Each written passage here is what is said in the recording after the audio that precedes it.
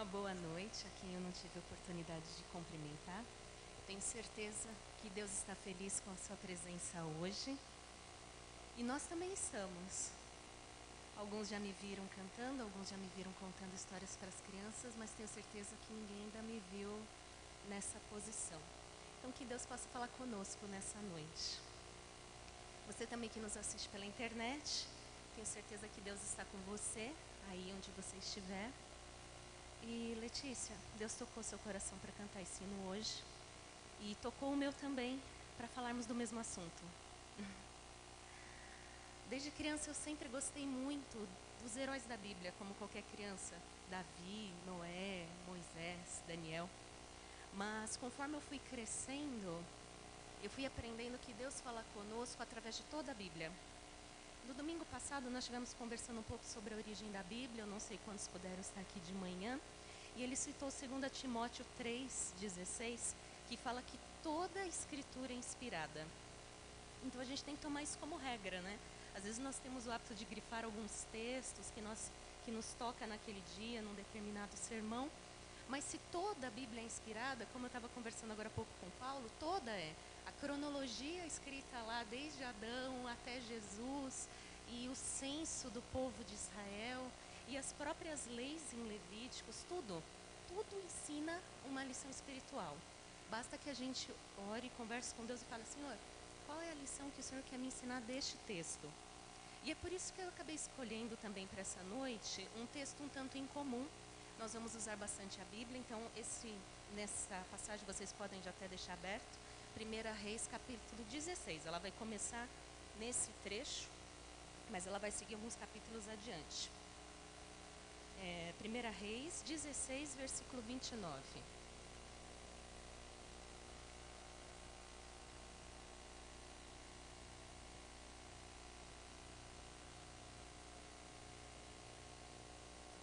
Vamos lá? Acabe, filho de Onri, começou a reinar sobre Israel no ano 38º de Asa, rei de Judá. O reino de Acabe, filho de Uri, sobre Israel em Samaria, e reinou Acabe 22 anos. Então aconteceu a seguinte situação. Davi teve o seu filho Salomão como seu sucessor, e filho de Salomão, Roboão, reinou em seu lugar. Mas o povo ficou um pouco infeliz com o seu tipo de governo por conta da tirania de Roboão, e 10 das tribos de Israel passaram a seguir Jeroboão.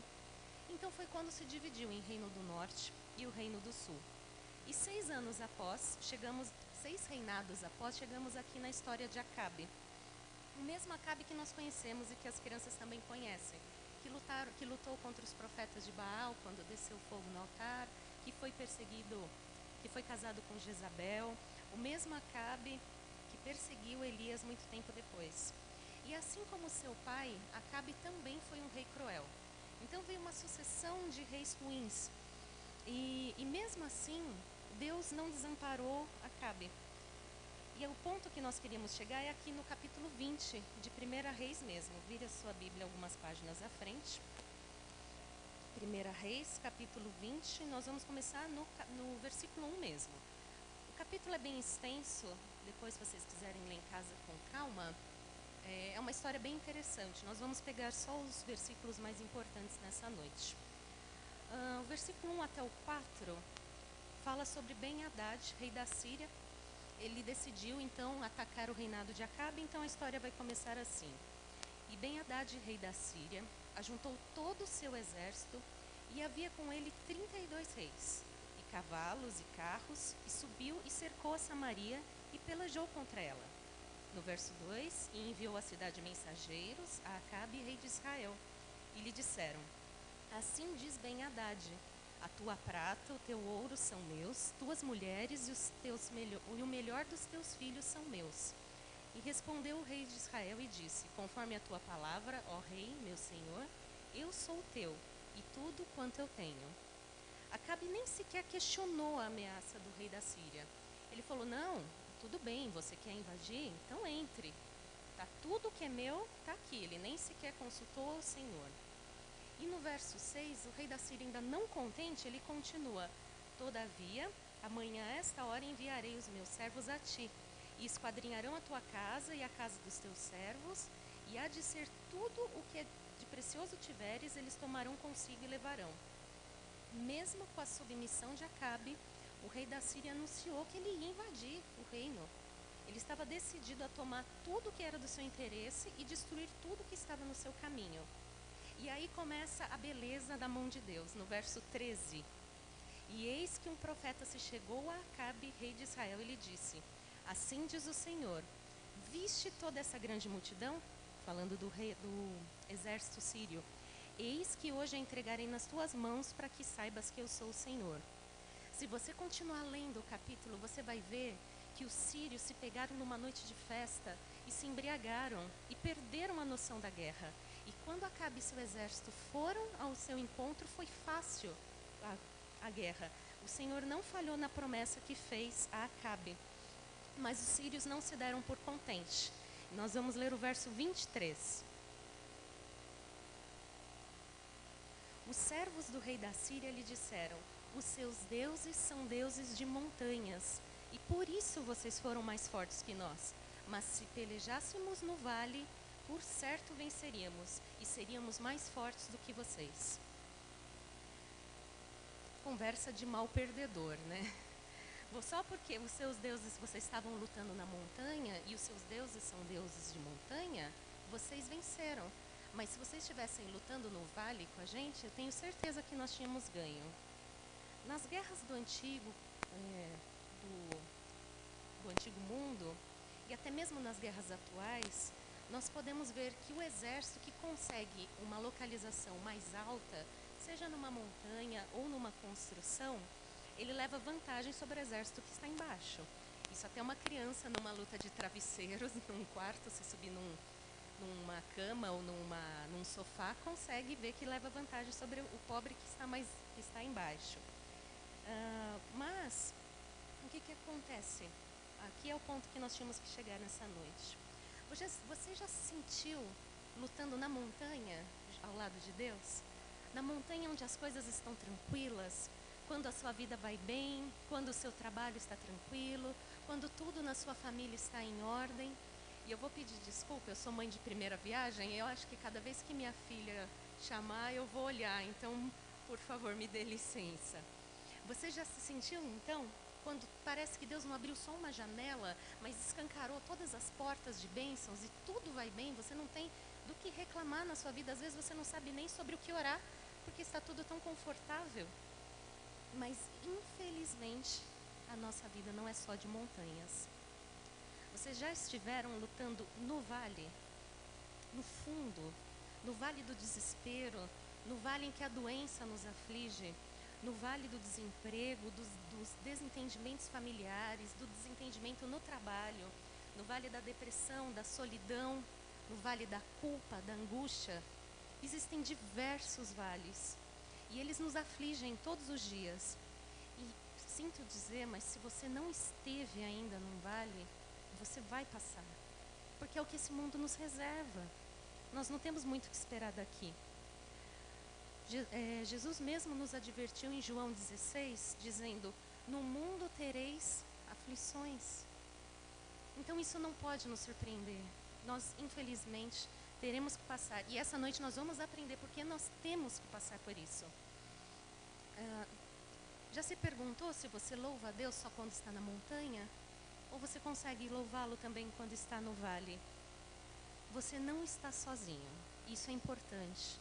Nessa situação existem milhões e milhares de pessoas no mundo, com fome, sozinhas, sofrendo, sem ninguém, às vezes com várias pessoas à sua volta e se sentindo só. E você não precisa ir tão longe. Vocês ouviram os pedidos essa noite? De emprego, de saúde, família. Sábado passado eu tive a oportunidade de ficar até mais tarde, conversei com cerca de umas 10 pessoas, e das 10, mais da metade estão num vale nesse momento, aqui mesmo, na igreja. Pode ser que a pessoa ao seu lado, aqui próximo, está passando por um vale nesse momento. Nós podemos ver a história de vários personagens bíblicos que passaram por vales. Nós vamos ler sobre a vida de alguns brevemente, só para passar por elas. Nós vamos começar por Davi, no Salmo 31, verso 9.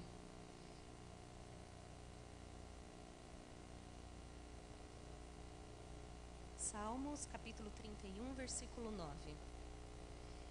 Davi ora assim: tem misericórdia de mim, ó Senhor, porque eu estou angustiado. Consumidos estão de tristeza os meus olhos, a minha alma e o meu corpo. Davi estava no vale da perseguição pelo próprio sogro. Estava angustiado, foragido, não sabia se ia sobreviver, e isso, além de consumir os seus pensamentos, a sua alma, consumia já o seu corpo.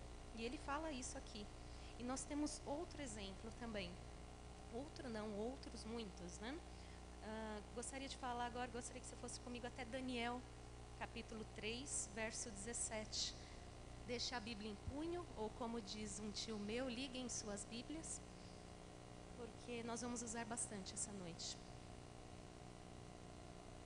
Daniel capítulo 3, o verso 17. Sadraque, Mesaque e Abednego se negaram a se ajoelhar à estátua de Nabucodonosor. E para isso, o que aconteceu? Nabucodonosor se irou, aqueceu sua fornalha 7 vezes mais e falou: vou jogá-los se vocês não se ajoelharem. E a resposta foi: eis que o nosso Deus, a quem nós servamos, é que nos pode livrar, e ele nos livrará da fornalha de fogo ardente e da tua mão, rei. Mas, se não quiser nos salvar, fica sabendo que se não serviremos a teus deuses e nem adoraremos a estátua de ouro que levantaste. Nós sabemos o fim da história e a dor deles diminui, né? Mas pense você, está entre sua vida e a morte, no vale da ameaça, sem saber se você ia sobreviver ou não. Nós temos a história também de Elias. Volte para 1 Reis, por favor.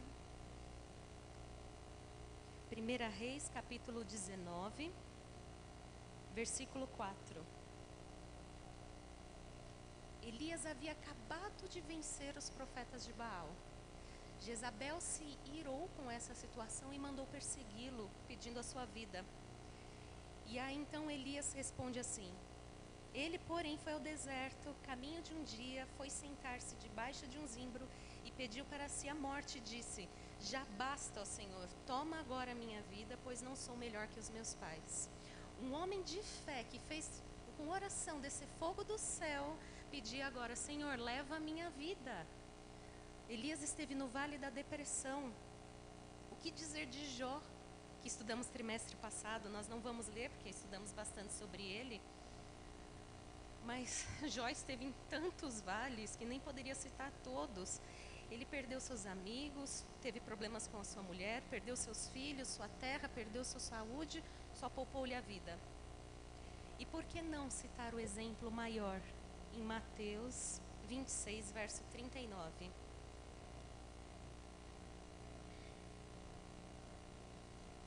Jesus tinha ido ao Getsêmani para orar, em Mateus 26. No verso 39 ele fala assim: adiantou-se um pouco, prostrou-se sobre o seu rosto, orando e dizendo: meu Pai, se é possível, passa de mim esse cálice. Todavia não seja como eu quero, mas como tu queres. Jesus estava sofrendo pela sua vida também. Ele estava com medo, ele não sabia como ia ser, e ele clamou a Deus: Pai, se for possível, tira isso, mas que não seja a minha vontade, mas a sua. E esses são só alguns exemplos, nós poderíamos citar muitos outros. E por que não citar os nossos pioneiros? Guilherme Miller, Ellen White. Quantos vales não passaram? E podemos citar pessoas da atualidade. Vim falando com meu marido sobre o Schumacher, Michael Schumacher, piloto. Ninguém mais sabe como ele está depois que se internou, melhora, piora. A competidora olímpica Laís, que nos Jogos de Inverno também sofreu um acidente gravíssimo e hoje sofre numa cadeira de rodas, vem lutando pela vida. Também se encontrou da montanha ao vale em apenas um segundo, um erro, uma falha. Quando nós estamos no vale da provação, nós temos a tendência a questionar: por que comigo? Por que na minha casa? Por que na minha família? E às vezes ainda tentamos justificar com as nossas obras. Senhor, eu vou à igreja, eu ajudo o próximo, ajudo até os que não gostam de mim. Por que o Senhor permite? E aí a resposta é: nós questionamos porque esquecemos das promessas de Deus. Vamos ler juntos Salmos, voltemos lá, Salmos 46, 10. Eu gosto quando a Bíblia fala conosco sobre os nossos problemas, sabe? Ela tem muito a nos ensinar. O Salmos 46, Deus fala, Davi fala muito sobre como Deus é nossa fortaleza. E no versículo 10, ele fala uma das frases que eu gosto muito, que eu sou extremamente ansiosa. E o verso começa assim, somente a primeira parte. Aquietai-vos e sabeis que eu sou Deus. Deus é poderoso e está no controle de todo o universo. E da nossa vida também. O Lucas esteve pregando e ele falou uma frase, e eu achei interessante, que ele falou: nós precisamos de humildade para deixar Deus ser Deus na nossa vida. Às vezes nós queremos estar no controle e achamos que aquela situação ruim eu posso resolver. Mas esquecemos que, se Deus permitiu e Ele está no controle, Ele sabe o que está fazendo. Há um trecho, Caminho a Cristo, página 100, diz assim: aquele que conta os cabelos da nossa cabeça não é indiferente às nossas necessidades, porque o Senhor é muito misericordioso. Seu coração amorável se comove ante as nossas tristezas e ante a expressão delas. Levai-lhe tudo quanto vos causa perplexidade. Coisa alguma é demasiado grande para ele, pois sustém os mundos e rege o universo. Queridos, nosso Deus é Deus nas montanhas, mas Ele com certeza é Deus nos vales também. Há um texto conhecido em Jeremias 29, esse nós não vamos ler, diz o seguinte: eu sei que pensamentos tenho ao vosso respeito, diz o Senhor, pensamentos de paz e não de mal. Deus enxerga o nosso passado, o nosso futuro, é onipresente, onipotente, onisciente e sabe guiar nossa vida com mais sabedoria do que seríamos capazes de fazer. Para Ele não satisfaz permitir as provações, mas Ele sabe que elas são necessárias para que estejamos firmes e tenhamos nossa fé fortalecida. Há um trecho do livro Testemunhos Seletos, ele diz assim: ao recapitular a nossa história passada, havendo revisado cada passo de progresso até o nosso nível atual, posso dizer: louvado seja Deus! Ao ver o que Deus tem realizado, encho-me de admiração e confiança na libertação de Cristo. Nada temos que recear quanto ao futuro, a menos que nos esqueçamos da maneira que o Senhor tem nos guiado e nos ministrou no passado. Tudo é bonito, mas eu tenho certeza que não é fácil para você passar o vale que você está passando hoje. Eu tenho certeza disso, do que eu estou falando. Para mim também não tem sido nada fácil. Algumas pessoas têm me acompanhado, algumas pessoas sabem da situação, não só do meu lar, mas da minha família no geral. A minha família tem sido muito provada. Nós gostamos muito de trabalhar na igreja, e isso nos impede um pouco, né? E a gente tenta lutar contra. Eu estou vivendo uma situação médica também complicada, onde os médicos fazem exames, não conseguem identificar, não conseguem resolver, e a gente que vive a situação começa a se desesperar muitas vezes. Mas é porque nós esquecemos que Deus não é só Deus de montanhas, mas Deus é conosco também no vale. Nós temos vontade, às vezes, de fazer como o povo antigo fazia: rasgar as vestes, sentar nas cinzas, clamar e chorar, porque tem hora que a gente não vê mais solução no vale que está. Você fala: Senhor, olha onde eu cheguei.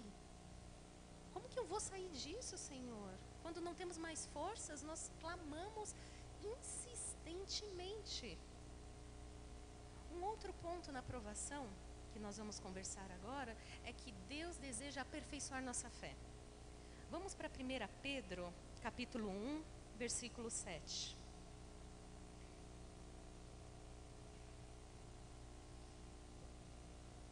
Pedro, capítulo 1, verso 7. Para que a prova da vossa fé, muito mais preciosa do que o ouro que perece, é provado pelo fogo.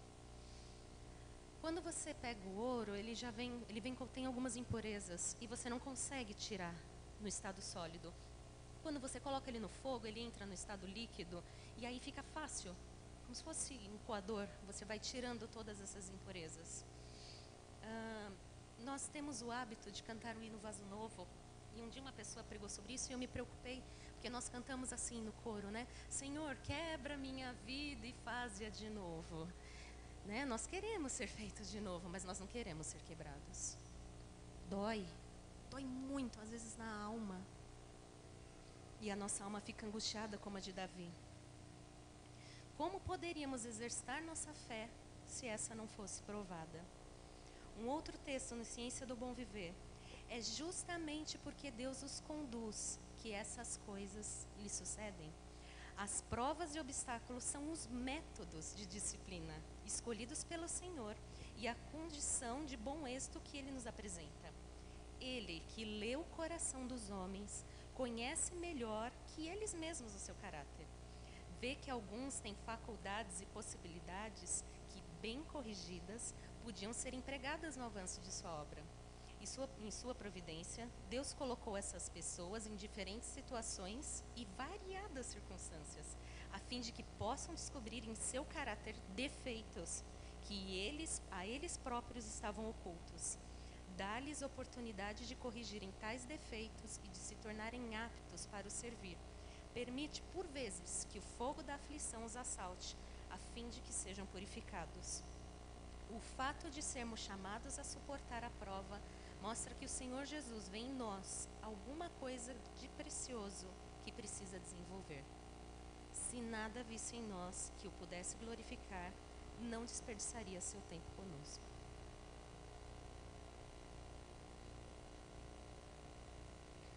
Já pensou que existe algo em você que nem mesmo você sabe? Às vezes a gente acha que se conhece tão bem, né?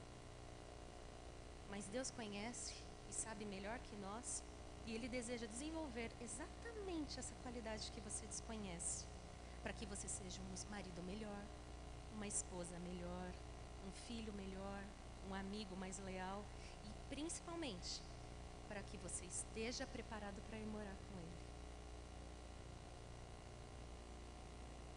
Vamos ler Tiago 1? Eu gosto muito do livro de Tiago, não porque meu marido se chama Tiago, tá? Não pense que é tendencioso. Mas eu acho que é um livro que nos ensina muitas lições. Tiago capítulo 1, verso 2 e 3.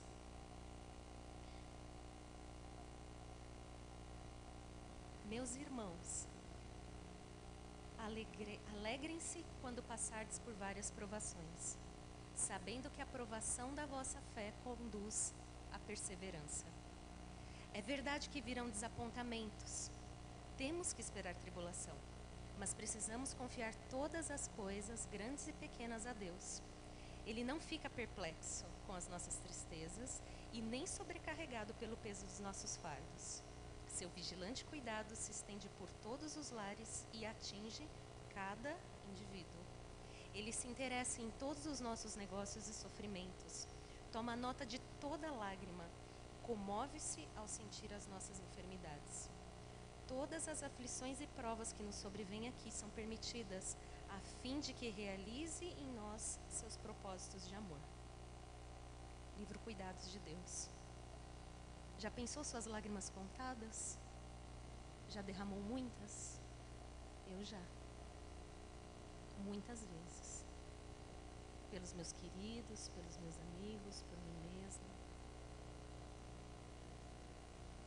É incrível você pensar que o próprio Deus se debruça a palavra aqui é comove pelo nosso sofrimento, se debruça no seu trono para ver o que estamos passando e nos dar forças e se sentir comovido pelo que temos passando. Deus é Deus nas montanhas quando tudo vai bem, mas Deus é Deus nos vales. E é maravilhoso poder receber o consolo do próprio Deus, aquele que, como nós, viveu nessa terra e soube o que era ser desprezado, ferido, sofreu dores, muitos dele escondiam o rosto, como relatado em Isaías 53. Deus sabia que ainda teríamos muito o que sofrer, mas em sua misericórdia nos deixou diversas promessas que Ele estaria conosco em cada uma de nossas provações. Ele deixou 365 vezes na Bíblia, não temas, porque Ele sabia que nós íamos precisar desse consolo. E há uma promessa especial em 1 Coríntios 10, versículo 13. 1 Coríntios, capítulo 10, verso 13.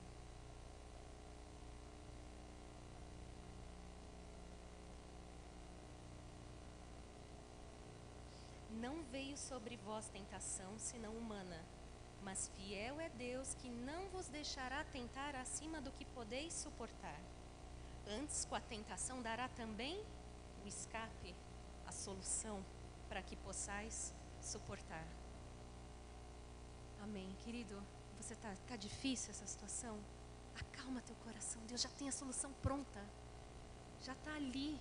Só aguenta um pouco mais. Só aguentar um pouco mais.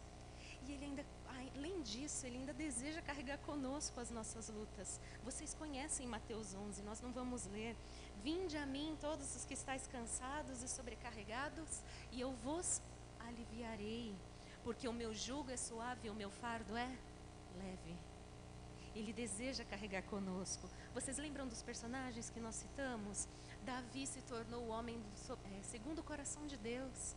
Passou tudo aquilo, mas passou e venceu. Sadraque, Mesaque e Abednego também foram jogados na fornalha. Eles foram mesmo jogados, mas foram libertos pelo próprio Cristo, que esteve com eles lá dentro.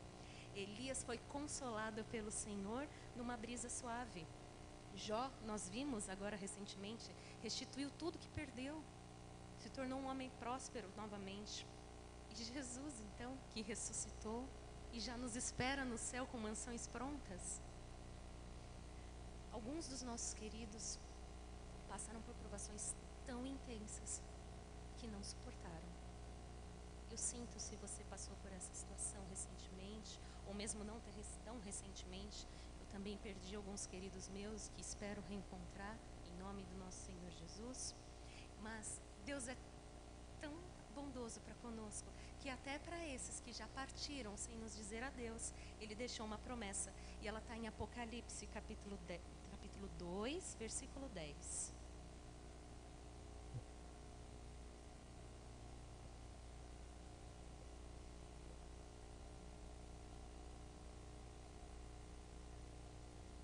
Lá diz assim: nada temas das coisas que há de padecer. Eis que o diabo lançará alguns de vós na prisão, para que sejais tentados, e tereis uma tribulação de 10 dias. Mas, se fiel até a morte, dar-te-ei a coroa da vida. Queridos, não importa a sua provação, porque nem mesmo a morte é capaz de nos assolar. Nem ela é capaz de nos separar do nosso Senhor. Deus é Deus nas montanhas, mas também é Deus nos vales. Vamos terminar a história de Acabe? Vamos voltar em 1 Reis, capítulo 20.